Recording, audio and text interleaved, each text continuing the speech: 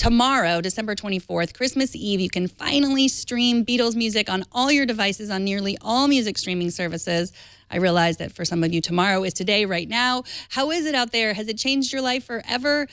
Peter Kafka over at Recode points out it's probably easier to tell you where you can't stream the Beatles. That's Pandora and RDO and any other streaming service that doesn't make deals with labels. What do you think about this, Kevin? Well, I think it's a big deal because it's going to introduce a totally different generation to the Beatles that may not have heard it in the past, because a lot of the younger crowd is using, Spotify, Apple Music, Google Play Music, and so on. So it is a big deal for those folks.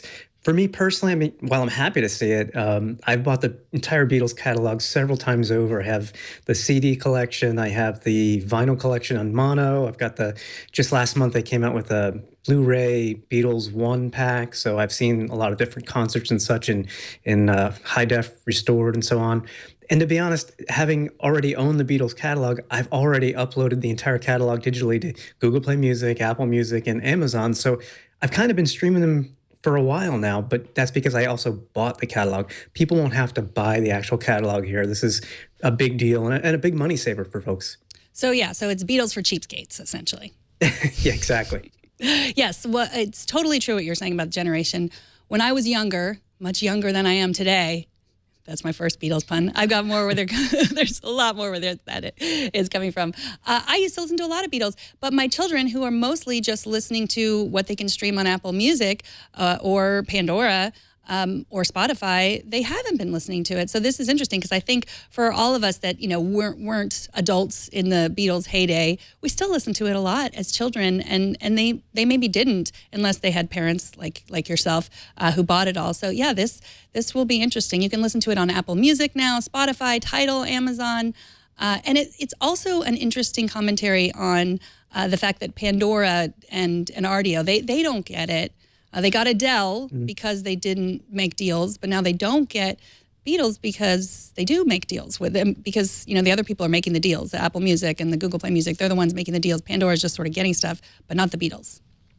Yeah, and I wondered how much of this has to do with licensing and what the folks behind the Beatles are actually earning from all this. Because let's face it, I mean, I know from having spent lots of money on Beatles stuff, they don't give it away for free. They never have. They probably never will. And every couple of years, they come out with some new version of something. I would imagine a high-resolution audio version in a year or two of the entire catalog. But so I don't know if it was a money thing or just a legal thing or what, but it's kind of a shame that they're not on RDO and Pandora. So do you know why now? Why they made these deals now? I can't say for sure. If I had to guess, though, I'd say, the time is now for something new Beatles. I mean, it was 2010 when they came out on iTunes, and then we had the mono and vinyl set come out last year. There's really nothing new this year other than the Beatles 1 Blu-ray and CD, which is just a rehash of the old Beatles 1 album from the year 2000. So maybe it's just time to earn a little more money from that back catalog, and this was just the thing they could do right now. So you have a good Beatles social media story. Tell us that story. Well, yeah, it illustrates the power of social media, because back in, I guess it was 2010, I started playing Beatles Rock Band on the Xbox. I think that's when it came out. Might have been 2009. And I tweeted one time that I finally nailed the bass portion of Get Back with a 100% score at the hardest level. And that generated some tweets back and forth with this guy who's like, yeah, it's really hard, so on and so forth. We went back and forth, and he said he travels a lot, and he's like, I might be in your area, in the Philadelphia area sometime, I'll have to challenge you. I said, yeah, let's go for it. I have no idea who this guy is. I said, I wish you good luck. He goes, well, I won't need luck. And I'm like, what are you talking about? He goes, I'm Paul's bassist. So it turns out it's Brian Ray, who is Paul's bassist on the tour. And sure enough, about 6 months later, when Paul came to Philadelphia, I had put on Facebook that my son and I were going to go to the concert. And I got a private message from Brian, which was unexpected. And he just said, hey, go to the will call. There's 2 VIP backstage passes for you.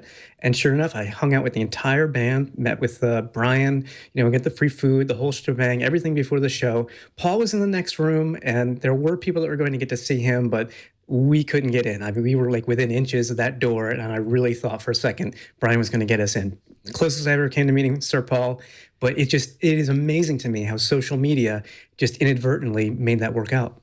So was that before or after the tattoo? That was before the tattoo. That was 2010. Tattoo was 2013.